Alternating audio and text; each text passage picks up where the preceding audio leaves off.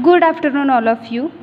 In last lecture, we started a new chapter, that is the epidemiology, in which we discussed the definition, their definition, uses and factors of epidemiology, in which three factors we discuss. First is agent, second is host, and third is environment. Now we discuss the next factor, that is the incidence and prevalence. So what is incidence and prevalence? Prevalence means it is a measurement of all individuals affected by a disease at a particular time. Prevalence means क्या होता है?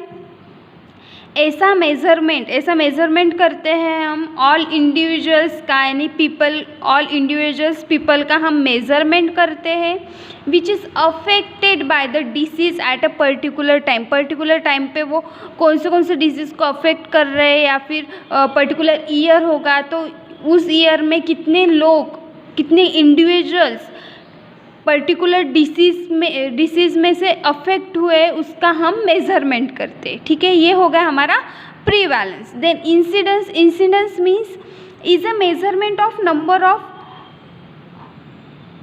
New individuals who contact a disease during a particular period of time. Incidence means क्या? ऐसा measurement होता है number of new individuals. इसमें जो नए पीपल्स आते हैं या फिर नए इंडिविजुअल्स इंक्लूड होते हैं who are a contract a disease during a particular period of time में वो डिसीज़ के कांटेक्ट में आते हैं, वो हो गया हमारा इंसिडेंस. प्रीवैलेंस मीन्स क्या? ऐसे मेजरमेंट होते हैं पर्टिकुलर इंडिविजुअल्स का which is affected by the disease eight a particular time में डिसीज़ अफेक्ट करते हैं, उसका मेजरमेंट करते हैं इंडिविजुअली. ठीक है, इंडिविजुअल मेजरमेंट होता है प्रीवैलेंस मीन्स. और इंसिडेंस में कैसा होता है? नंबर ऑफ मेजरमेंट होते हैं, इसमें न्यू इंडिविजुअल इंक्लूड होते हैं जो कांटेक्ट में आते हैं या फिर कॉन्टेमिनेटेड होते हैं. ऐसे न्यू इंडिविजुअल्स का मेजरमेंट होता है at a particular disease during a particular period of time में. ठीक है, ये हो गया हमारा incidence and prevalence. Now while studying a disease, the epidemiologists examine incubation period, the extent of communicability, possible source of infection and method of transmission. During जब हम incidence and प्रीवैलेंस की जब स्टडी करते हैं, जब एपिडेमियोलॉजिस्ट एग्जामाइन करता है there incubation period, जो डिसीज़ है उसका इंक्यूबेशन पीरियड कितना है. देन एक्सटेंड ऑफ कम्युनिकेबिलिटी, वो कब तक कम्युनिकेबिलिटी में रहता है. जैसे कि कोरोना हो गया, कोरोना का इंक्यूबेशन पीरियड था 14 डेज, जो फर्स्ट स्ट्रेन थी तो तब का था कि 14 डेज उसका इंक्यूबेशन पीरियड था. देन कम्युनिकेबिलिटी, वो भी उसके यानी कि जब सिम्टम्स से 40 डेज़ की वो होगी उसकी कम्युनिकेबिलिटी, यानी कि वो कम्युनिकेबल कर सकता था डिसीज़, तो वो हो गया उसका पीरियड. तो इसकी भी स्टडी करते हैं एपिडेमियोलॉजिस्ट, किसमें? इंसिडेंस एंड प्रीवैलेंस में. Then possible sources of infection and method of transmission. Then जितने पॉसिबल सोर्सेस है इन्फेक्शन या फिर कोई मेथड होगी ट्रांसमिशन की, तो उसकी भी एपिडेमियोलॉजिस्ट स्टडी करते हैं. Then he also examine the usual prevalence of the disease. Also examine करते usual prevalence of this disease, यानी कि मेजरमेंट करते हैं इंडिविजुअल्स की जो अफेक्ट करते हैं डिसीज़ के लिए. ठीक है, उसका भी वो एग्जामाइन करते. Then this required a review of case report, consultation with a private physician, hospital और even a random sampling of household. Then इसमें ये रिक्वायर्ड क्या करते हैं, ये कैसे एग्जामाइन करते हैं? It required a review case report, जो केस रिपोर्ट है उसको रिव्यू करते हैं. Then consultation with private physician, hospital और random sampling of household. ठीक है, then seasonal or cyclic variations in the incidence of disease are also examined. Then seasonal and cyclic जो variations होते हैं ये एग्जामाइन करते. For example diarrhoea may be very common in a rainy season. Rainy season में diarrhoea ये common disease है. ठीक है, तो ये पर्टिकुलर सीज़न के दौरान जो डिसीजेस क्रिएट होते हैं, डिसीज़ ट्रांसमिट होते, ये वो सीजनल और साइक्लिक वेरिएशन के तौर पर वो डिसीज़ का एग्जामाइन करते. ठीक है, ये हो गया हमारा fourth factor, that is the incidence and prevalence. Then next factor is mortality. Then mortality data may be readily available from a review of death certificate. It is also important to comment on a health status of the community. ये जो mortality है, mortality rate यानी कि जो death rate है वो हम directly ये कर सकते हैं अवेलेबल, उसका जो डाटा है वो अवेलेबल हो सकता है डेथ सर्टिफिकेट से. ठीक है, जितने भी मौत हुई यानी कि जितने भी डेथ हुए तो उनका डेथ सर्टिफिकेट बनता ही है, तो उस डेथ सर्टिफिकेट के हिसाब से हम मोर्टेलिटी रेट डिटरमाइन कर सकते. ठीक है, then next is a clinical picture of disease. The text book description of clinical science of disease is based on observation related to the group. As a result, an individual patient may differ from the classical pictures. Epidemiologist needs to care for these. In addition, careful examination of laboratory material and close attention to long-term follow-up of patient is necessary. ये जो clinical picture of disease है इसमें क्या बताया है कि books में description दिया गया है, clinical sign their disease based on observation related to the group, इसका पूरा डिस्क्रिप्शन यहाँ पर दिया हुआ. तो इसका रिजल्ट क्या होता है, जो इंडिविजुअल पेशेंट होते हैं में differ from a classical pictures, वो डिफरेंट होते हैं क्लासिकल पिक्चर से. ठीक है, बट जो इपिडेमोलॉजिस्ट क्या करते हैं, epidemiologist needs to care for this, जो इंडिविजुअल पेशेंट है उनकी केयर करना इपिडेमोलॉजिस्ट का नीड है. Then in addition careful examination of laboratory material and close attention to a long term follow up of a patient is a necessary. देन इसके addition में और क्या केयरफुल एग्जामिनेशन करना है, लेबोरेटरी मटेरियल का एग्जामिनेशन करना है. देन क्लोज अटेंशन देना है, यानी कि अटेंशन देना है लॉन्ग टर्म फॉलोअप पेशेंट के ऊपर. Then epidemiological study is required to estimate the person risk of developing a disease and his chances for survival. Then epidemiologist क्या करता है, उसकी स्टडी क्या करती है, वो रिक्वायर्ड करता है, एस्टिमेट करता है person risk of developing disease, वो पर्सन कितना रिस्क डेवलप कर रहा है डिसीज़ के दौरान और उसके चांसेस कितने हैं सर्वाइव होने के, वो डिटरमाइन करता है. कौन, एपिडेमियोलॉजिस्ट. देन प्रेगनेंसी आल्सो में have a mark effect upon a risk and survival. Pregnancy भी ये इफेक्ट प्रोड्यूस करती है रिस्क एंड सर्वाइवल में. Most of the womens during pregnancy या फिर जब बर्थ ऑफ चाइल्ड, तो ऐसे टाइम में मदर की डेथ हो जाती है या फिर उस इन्फेंट की डेथ हो जाती है, तो ये भी रिस्क फैक्टर है. ठीक है, ये हो गया हमारा clinical picture of disease. Then next factor is habits and customs. Habits related to a consumption of a certain foods, cooking pressures, cleanliness and handling of food and milk contribute to a occurrence and distribute of a disease.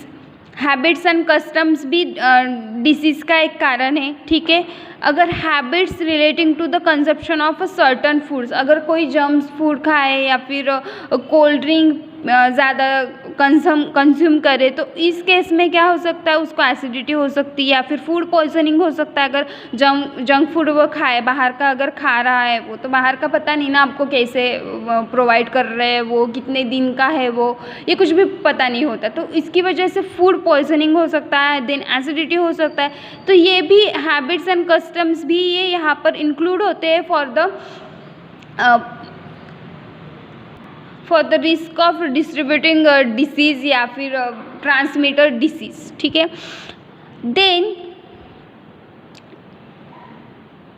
Next is ये होगी हमारी factors of epidemiologist. Now we discuss the method of epidemiological study.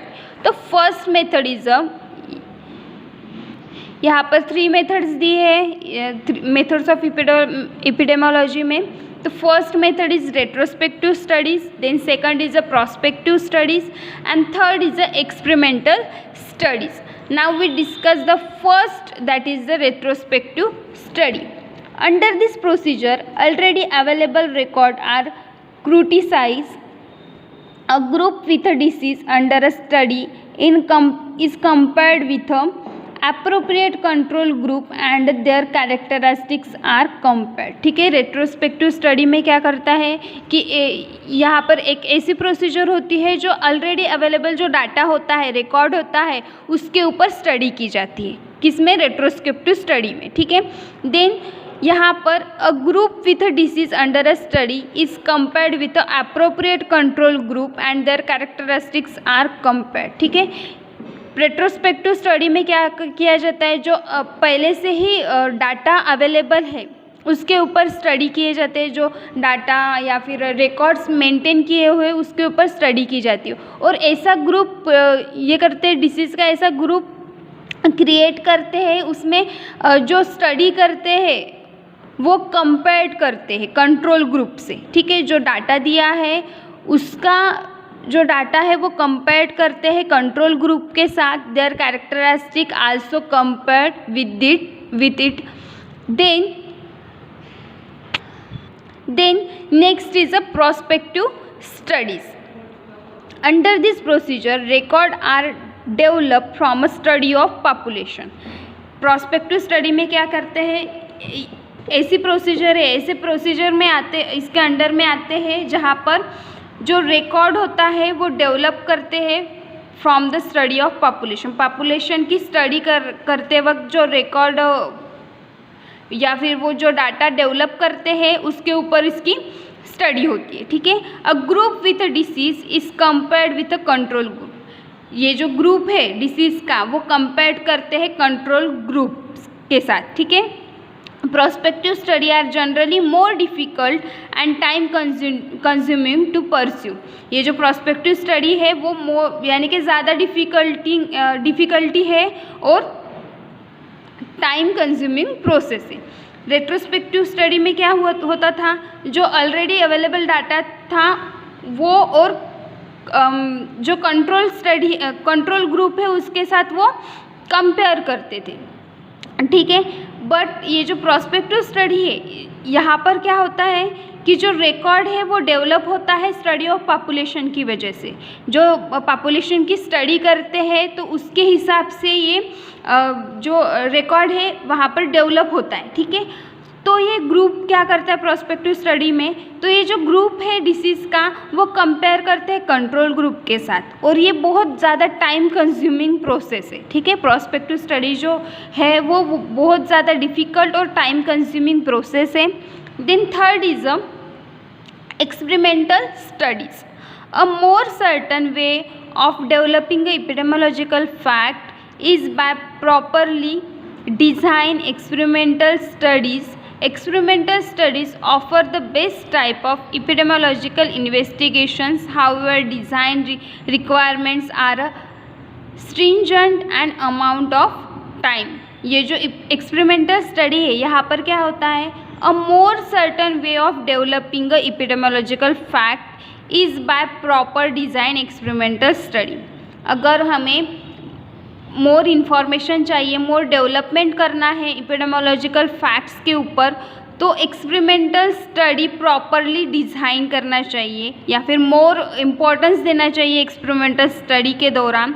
Then ये जो experimental study है ये offer करते हैं best type of epidemiological investigations में। ये जो एक्सपेरिमेंटल स्टडी है, हमने 3 मेथड्स ऑफ एपिडेमियोलॉजिकल स्टडी पढ़ी, रेट्रोस्पेक्टिव, प्रोस्पेक्टिव एंड एक्सपेरिमेंटल। तो ये तीनों मेथड में से जो एक्सपेरिमेंटल स्टडी है ये मोर यूज़फुल है या फिर मोर इन्फॉर्मेशन यहाँ पर कलेक्ट की जाती है या फिर best type of epidemiological investigation है. Then however design requirement are stringent and amount of time, efforts and money required make this kind of study much more difficult. ठीक है.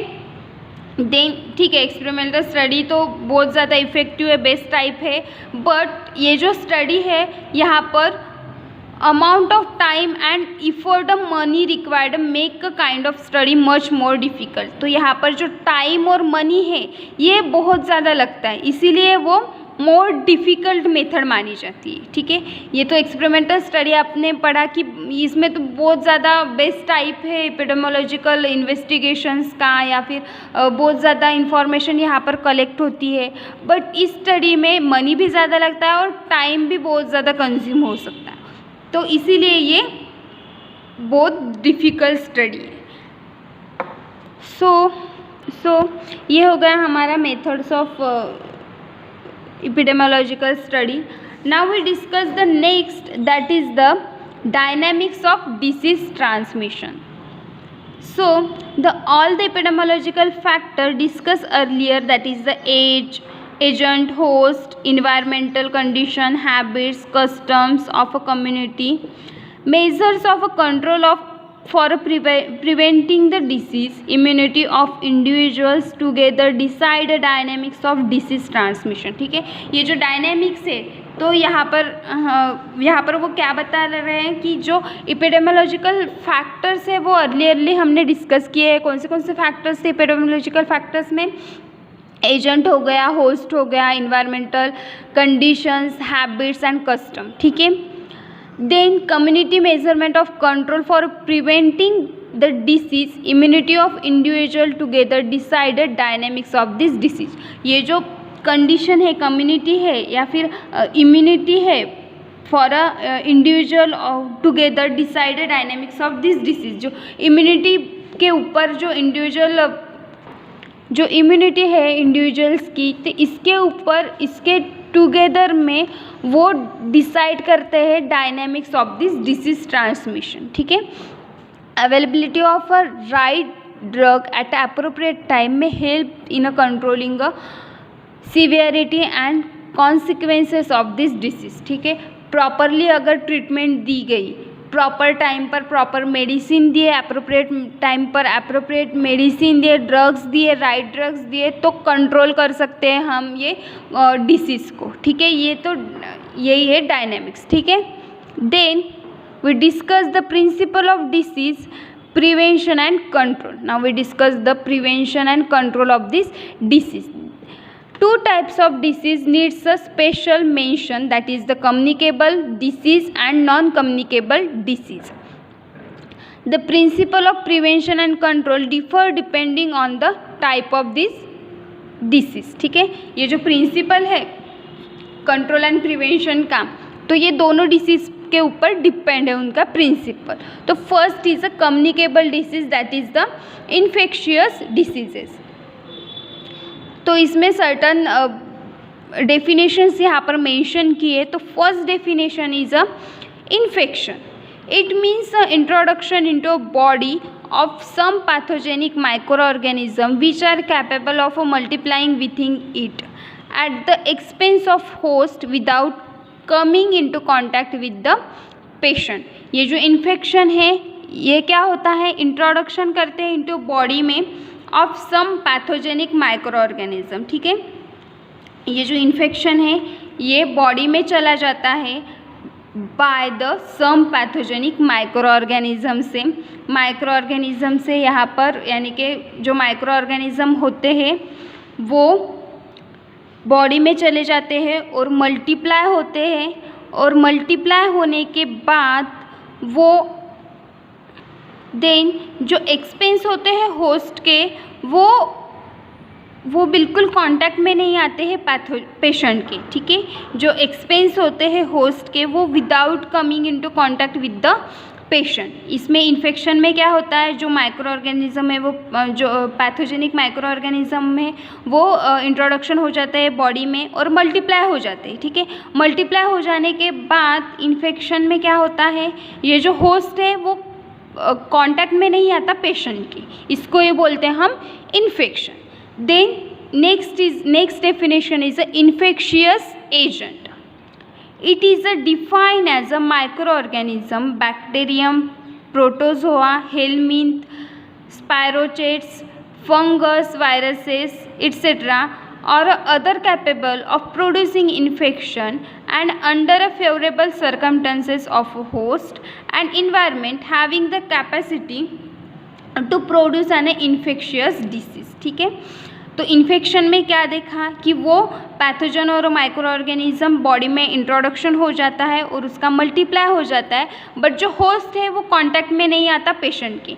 बट इन्फेक्शियस एजेंट में क्या होता है, जो माइक्रो ऑर्गेनिज्म हो गए such as a bacterium, protozoa, helminth, spirochetes, fungus, viruses या अदर कोई कैपेबल प्रोड्यूसिंग इन्फेक्शन जो प्रोड्यूस कर सकता है, अदर कोई कैपेबल फैक्टर हो, तो वो under a favourable circumstances of host के आते हैं, अनफेवरेबल इन्वायरमेंटल कंडीशन में वो कैपेसिटी प्रोड्यूस करते हैं to create a infectious disease. ठीक है, ये जो माइक्रो ऑर्गेनिज्म है वो होस्ट के अंडर यानी कि होस्ट के सर्कमस्टेंसेस में आते हैं, फेवरेबल उसको अगर कंडीशन मिली तो वो प्रोड्यूस करते हैं इन्फेक्शियस डिसीज, इसको ही बोलते हैं हम इन्फेक्शियस एजेंट। इन्फेक्शियस एजेंट्स कौन से हो गए फिर, जो हेलमिंथ है, प्रोटोजोआ है, स्पायरोचेट्स है, फंगस, वायरसेस, माइक्रो ऑर्गेनिज्म, ये हो गए हमारे इन्फेक्शियस एजेंट्स। ठीक है, तो ये जो प्रोड्यूस करते हैं डिसीज, इन्फेक्शियस डिसीज प्रोड्यूस करते हैं, इसको ही बोलते हैं हम infectious agents. Then next is a communicable disease. It means a disease which under a certain condition tends to spread among a individual in a community. ठीक है, ये कम्युनिकेबल जो डिसीज़ है वो स्प्रेड होते हैं वन पर्सन टू अनादर, इसको ही बोलते हैं हम कम्युनिकेबल डिसीज, अर्लियरली हमने डिस्कस किया था। ठीक है, next is a infectious disease. It means a disease of a man or an animal resulting from a infection. Infectious disease यानी कि कैसा, ये जो डिसीज़ है इसका इन्फेक्शन अगर मैन या फिर कोई ह्यूमन बींग या फिर एनिमल को इन्फेक्शन प्रोड्यूस हो रहा है तो इसको ही बोलते हैं हम इन्फेक्शियस डिसीज। ठीक है, then next is a infestation.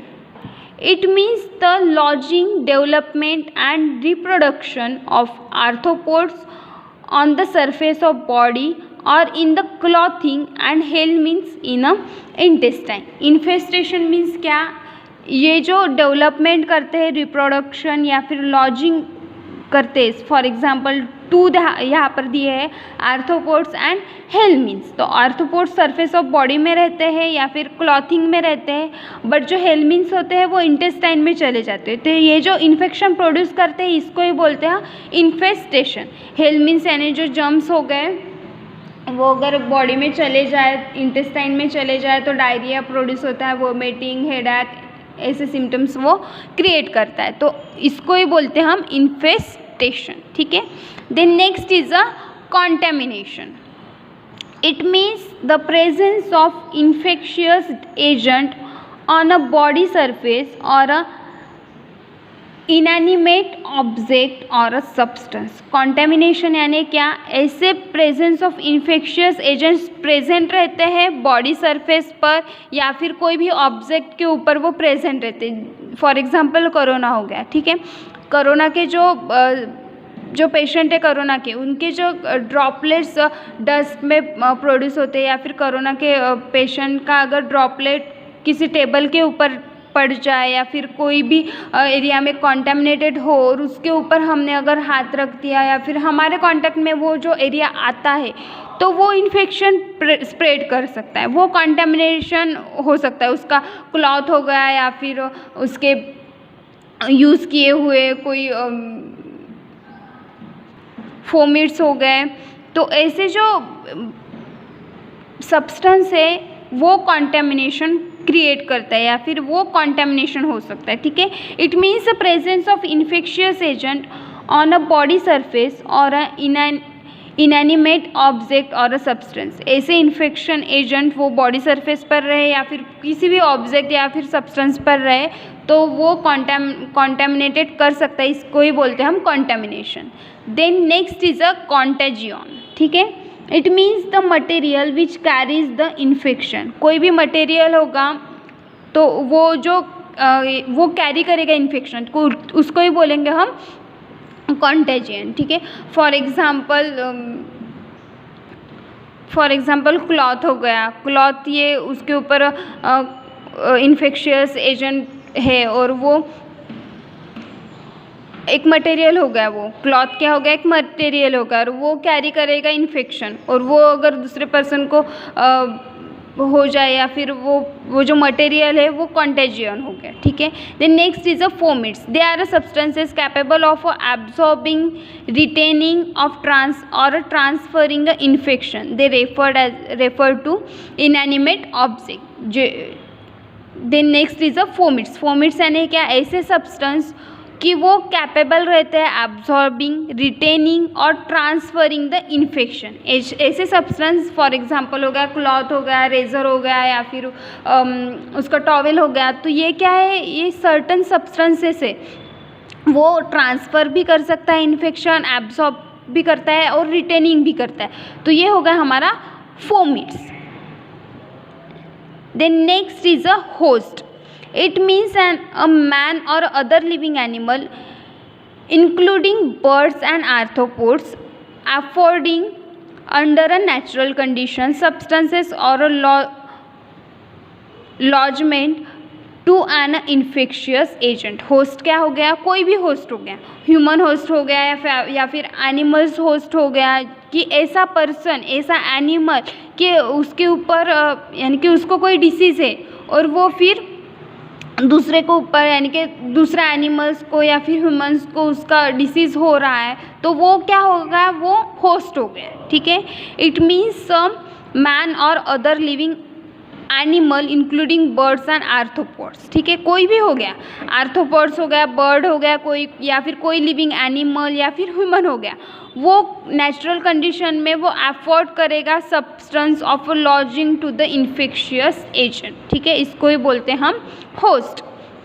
Next is a epidemic. It is defined as a occurrence in a community और a region of a group of illness or a similar nature, clearly in a excess of a normal expectancy and derive from a common or from a propagated sources।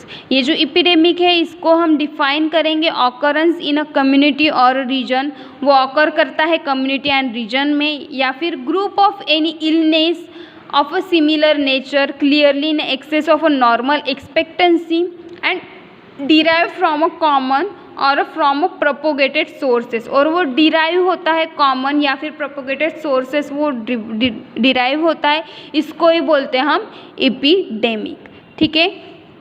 Then next is a endemic. Endemic ये next lecture में देखेंगे। Thank you.